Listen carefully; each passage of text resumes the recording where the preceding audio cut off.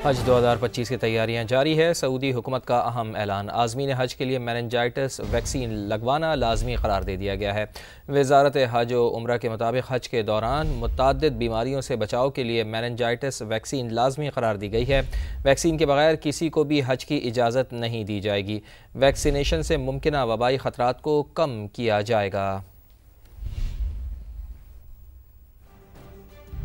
वफाकी वज़ीर मजहबी उमूर सरदार मोहम्मद यूसुफ की ज़ेर सदारत इजलास आज़मीन हज के लिए इंतजामात और सहूलियात की फराहमी का जायज़ा लिया गया।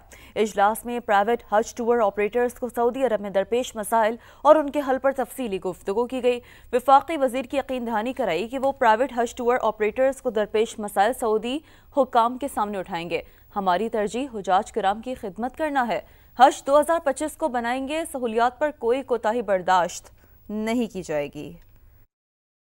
वफाकी वज़ीर मजहबी उमूर सरदार मोहम्मद यूसुफ की ज़ेर सदारत इजलास आज़मीन हज के लिए इंतजामात और सहूलियात की फराहमी का जायज़ा लिया गया। इजलास में प्राइवेट हज टूर ऑपरेटर्स को सऊदी अरब में दरपेश मसाइल और उनके हल पर तफसीली गुफ्तगू की गई। वफाकी वज़ीर की यकीन दहानी कराई कि वो प्राइवेट हज टूर ऑपरेटर्स को दरपेश मसाइल सऊदी हुक्काम के सामने उठाएंगे। हमारी तरजीह हुजाज किराम की खिदमत करना है। हज 2025 को बनाएंगे, सहूलियात पर कोई कोताही बर्दाश्त नहीं की जाएगी। वफाकी वज़ीर मजहबी उमूर सरदार मोहम्मद यूसुफ की ज़ेर सदारत इजलास आज़मीन हज के लिए इंतजामात और सहूलियात की फराहमी का जायज़ा लिया गया। इजलास में प्राइवेट हज टूर ऑपरेटर्स को सऊदी अरब में दरपेश मसाइल और उनके हल पर तफसीली गुफ्तगू की गई।